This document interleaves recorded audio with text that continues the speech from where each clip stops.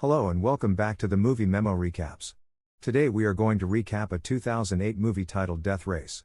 Please be advised that there will be spoilers ahead. The movie begins in the year 2012, when the American economy collapses. Unemployment hits record high, and crime rates spiral out of control. The prison system reaches a breaking point, so private corporations now run all correctional facilities for profit. Terminal Island Penitentiary streams a series of cage fights live on the internet, and prisoners fighting to the death become a rating sensation. However, the audience soon becomes bored and demands more, and that's how The Death Race is born, a show where inmates race each other to the death in specially modified cars in order to win their freedom. In today's race, there are only two cars left. One is driven by masked inmate Frankenstein and his navigator Case, and the other is Frank's oldest rival, Machine Gun Joe.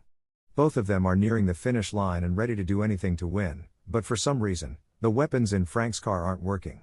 He improvises by releasing the car's back shield, which hits Joe and earns Frank some momentary advantage, but Joe hasn't given up yet and still has the offensive leverage. Case knows Joe will destroy them and wants out, but Frank refuses to let Joe win, so Case ejects herself out of the car as Frank crosses the finish line at the same time Joe shoots it, winning yet exploding in the process. Some days later, industrial worker and ex-convict Jensen Ames finds out the steel mill he works at is closing, and they aren't even paying the workers the full amount they owe him. As the workers start getting agitated, the anti-riot police arrive and begin beating them up at the smallest of provocations, and seeing his co-workers get hurt causes Jensen to jump into the fray and beat some cops in return. Night has already fallen by the time he makes it home. After saying hello to his wife, Jensen checks on his baby upstairs, unaware that a masked criminal is taking this chance to break into the house and kill his wife. When Jensen returns to the kitchen, the man knocks him out, puts the murder weapon in Jensen's hand, and leaves after making a shooting gesture with his gloved hand. Jensen wakes up moments later to find the police arresting him for the murder of his wife. 6 months later, Jensen is transferred to Terminal Island Prison, where he is received by guard Ulrich, who sprays him with freezing water, allows another cop to hit him, and takes him to a cell with 3 other prisoners who intend to beat him up. Ulrich comes to check on him, wanting to enjoy seeing him in trouble, but Jensen is a good fighter and has knocked all his cellmates out. The next morning, Jensen goes to the chow hall to have breakfast while being observed by Coach, Gunner, and Lists, who recognizes Jensen as a record-holder driver that killed his career. The hall suddenly falls silent when Pachenko and his friend approach Jensen to provoke him, first by spitting on his food, then calling him a woman killer and a kid abuser. Jensen reacts by jumping on Pachenko to beat him up, but they're soon interrupted by the cops, who take Jensen to see Claire Hennessy, the prison warden.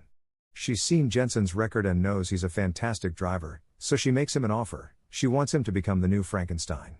The real one died on the operating table after his last race, but nobody knows this yet, so anyone could replace him under the mask. Frank was an audience's favorite and a very inspiring legend, which is why Hennessy doesn't want the world to know he's dead. She needs the legend to continue and bring back the ratings, which have drastically fallen since the real Frank died. The rules say that if you win 5 races, you earn your freedom, so Jensen would only need to win 1 more because Frankenstein already had 4 under his belt. Jensen is still unsure about possibly risking his life for this, but Hennessy threatens him with solitary confinement if he doesn't accept, so he can't tell anybody her secret. Jensen has no other choice but to go along with it. Afterward, he's taken to the prison's auto shop, where he's introduced to Coach and his men, who are the mechanics in charge of Frankenstein's car and will guide Jensen through the basics. Each team has its own pit, and nobody helps each other. There's also a giant shop where Hennessy has been building something in secret for a month. The only ones that will know Jensen is the new Frankenstein are his team and very few guards, because Hennessy's power over the prison is absolute. Then Coach shows him the car he'll be driving, a modified Mustang V8 Fastback. It comes with a variety of both defensive and offensive gadgets, but it doesn't get loaded with ammo until race day so that prisoners can't use it to try to escape. It's impossible to do so anyway, because the prison is on an island, so the only way out is through a small bridge that would get swarmed with police cars and helicopters at the first indication of a prison break. Once Jensen has acquainted himself with the car, he and the team continue their chat at the prison's backyard.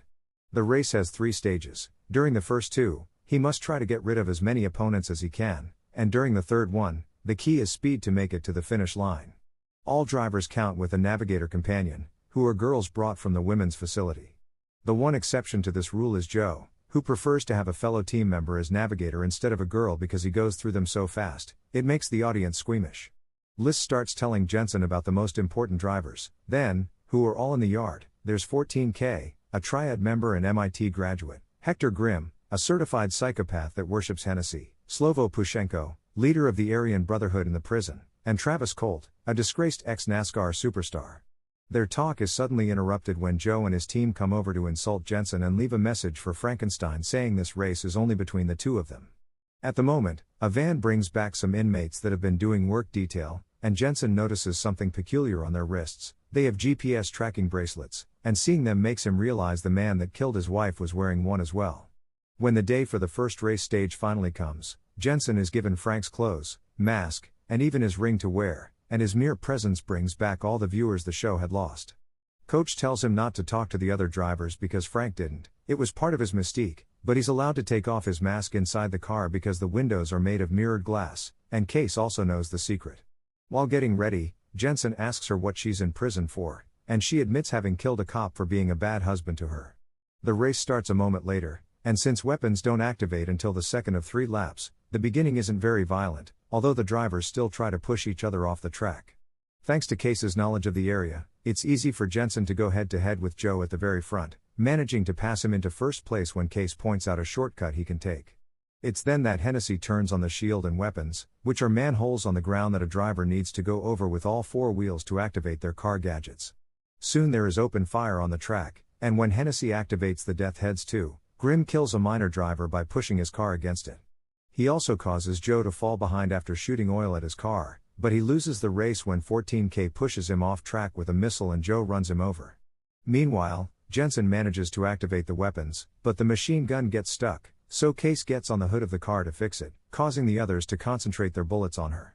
Jensen's skills allow him to dodge them all, though, and Case returns safely to the passenger seat afterward. Jensen steals a defense manhole from Colt, but as it happened to Frank, none of his defense systems will work, and the rear shield won't survive much longer. Luckily, Jensen thinks of a plan on the spot. He makes Case unhook the napalm and sit on his lap so he can launch her chair with the napalm on it. It's Colt's car that gets hit, and now that it's covered with napalm, Case throws the car's lighter at it, lighting it on fire and getting him off the race. With Colt gone, Jensen goes head-to-head with Joe again, but he is suddenly distracted by Pushenko, who makes the same hand gesture the man that killed his wife made at him before leaving. Joe takes advantage of this and pushes Jensen's car back, causing him to come last while Pushenko gets first place. 3 drivers are dead, and 6 remain for the second stage. After the race, Coach and his men check the car and notice the gadgets are working properly, so it doesn't explain why they wouldn't activate when they had to. Jensen goes to see Hennessy to tell her he won't race anymore because he knows Pushenko killed his wife, and all this has been a setup to frame him so she could get a new driver to replace Frankenstein. She doesn't admit to it, but she does show him a picture of his daughter in the foster home she's gone to, reminding Jensen that he should play along if he wants to see his daughter again. Not being able to do anything about it, Jensen goes back to the yard, where he chats with Coach and asks him why he doesn't wear a number. Coach explains he is technically not a prisoner anymore. He qualified for parole 3 years ago, but he couldn't make himself cross the gate. The world had changed too much, and he preferred the familiarity of the races. He also doesn't believe Jensen killed his wife. Later in the evening, while working on the car, Jensen sees Pushenko passing by and decides to follow him to his pit, where he gets captured by Pushenko's team. He punches Jensen a couple of times before grabbing a heavy tool to smash his head, not caring if he is Hennessy's protection, but he's stopped by Lists, who stabs him on his back with a pen. Jensen takes advantage of the distraction to grab a metal shard from the ground and stab his captor, then he knocks him and his friend out before going after Pushenko.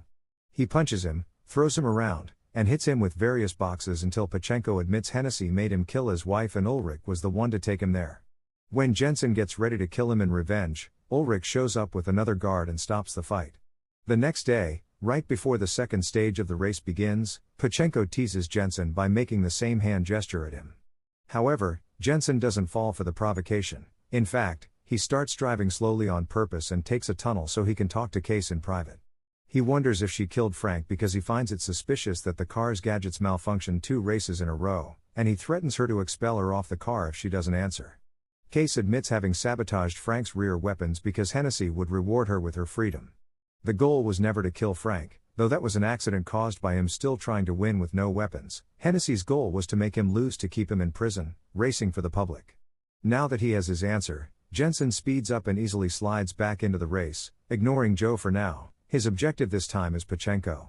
After the two unsuccessfully try to push each other off the track, Jensen drives ahead and takes the weapon's manhole instead of defense. This confuses everyone because the weapons are at the front of the car, so Jensen surprises them by suddenly turning the car around and opening fire on Pachenko while driving backward.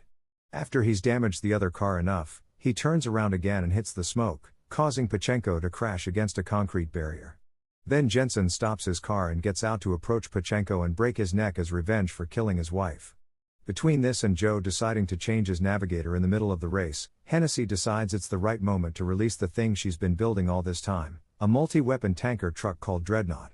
This truck is incredibly powerful and quickly catches up with the drivers, immediately killing 2 minor competitors. Since it belongs to the warden, it also has the benefit of being allowed inside the buildings, which lets it take a shortcut and appear at the front of the race. The Dreadnought slowly kills 14K's navigator before grabbing his car with chains and shooting at it until it explodes, which means only Jensen and Joe are left. There is no way they can defeat such a monster without a proper plan, so Jensen asks Liz to connect his communicator to Joe's car, and they agree to work together. They flank the truck with their cars, doing their best to dodge any incoming attacks, and when a trap manhole appears in front of them, each of them hits it with 2 wheels, getting the 4 needed to activate it. This causes the tap to come up and the truck to crash against it. Now the second stage of the race is over, and Jensen and Joe will be the only drivers making it to the third. Later in the evening, Joe comes over to Jensen's pit to point out his voice suspiciously sounds a lot like Frank's, but he doesn't push for answers. Meanwhile, Ulrich and Hennessy decide that they need to kill Jensen since the Frankenstein mask can still be worn by someone else in the future. The following day, before the race starts, Ulrich puts a bomb under Jensen's car while Hennessy distracts everyone with a speech about racing being their life's purpose. When she mentions this may be the first time someone may win their freedom with a 5th victory, Jensen realizes that they always rig the races to eliminate anyone that could possibly win for the 5th time, and that's why nobody has ever achieved it before, which means he won't be allowed to win today either. Coach hears this conclusion and, once they're allowed to go back to the auto shop, decides to show Jensen a very important detail on a video of Grimm's death. This gives him an idea for a plan, and he asks Liz to add a half-gallon reserve tank to his car before going to Joe's pit to ask him to collaborate with him again. While Jensen is changing into Frank's clothes, Hennessy visits him to give him his release papers and to make him a new offer. If he wins, she wants him to stay in prison and continue to be Frankenstein because the track is where it belongs. She claims he isn't daddy material, and an ex-con couldn't give his daughter a good life, so choosing to stay would be an incredible unselfish act of love. Jensen goes to join the race without giving her an answer yet, but he does put away the release papers in his pocket.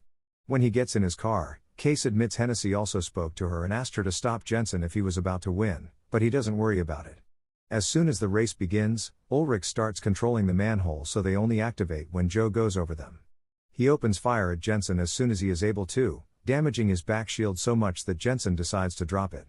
However, Joe easily dodges it, having already learned the trick from when Frank did the same. Hennessy activates a defense manhole for Jensen to take in order to keep the viewers interested, but Joe launches a rocket at it, destroying it. He has more rockets to go, and he launches them all at Jensen, who dodges them and lets them hit a wall. This wall was the one behind Grimm when he died, and it's already weakened because of that old explosion. So today Jensen and Joe have been calculating their attacks for them to land on the weak spot, and now the rockets hit it for a final blow that opens a hole and allows them to escape the prison. Furious, Hennessy ends the stream and sends all available cops after them before pressing the bomb detonator, but nothing happens. Coach and his men had already removed the bomb from the car and deactivated it. Joe and Jensen make it to the bridge, but the police cars are getting closer, so it's time to pull the next part of his plan. Jensen releases that extra half-gallon reserve tank, which hits the cars behind them, causing an explosion and a wall of fire that prevents any other cars from chasing them. Both convicts manage to cross the bridge gates and take 2 different roads so that all the helicopters only follow Jensen, who is the most important of the 2. As Joe drives away, Case agrees to help Jensen with the last part of his plan because she owes it to Frank, and Hennessy has already given her the release papers, so they'll be obliged to let her go. When they are passing by some construction cranes, Jensen jumps off the car under their shadows and hides in there while Case takes his place at the wheel. She only gets to drive a couple of miles more before the helicopters stop her with a wall of fire, but when she comes out of the car with her hands up, she's wearing Frank's clothes and mask. Since most people don't know about the identity exchange, the cops arrest her and take her back to the prison, allowing Jensen to escape and meet with Joe so they can board a freight train together. Back in the prison offices, Ulrich says the ratings are off the charts, and congratulatory gifts are already arriving. Hennessy opens the gift box he's brought and finds the bomb Ulrich had put under Jensen's car, which then explodes, killing them both. Outside in the track, Coach can be seen having pressed the detonator. 6 months later, Joe and Jensen have made a new life in Santa Rosalia, Mexico. They work together as mechanics in their own auto shop, and Jensen has regained custody of his daughter.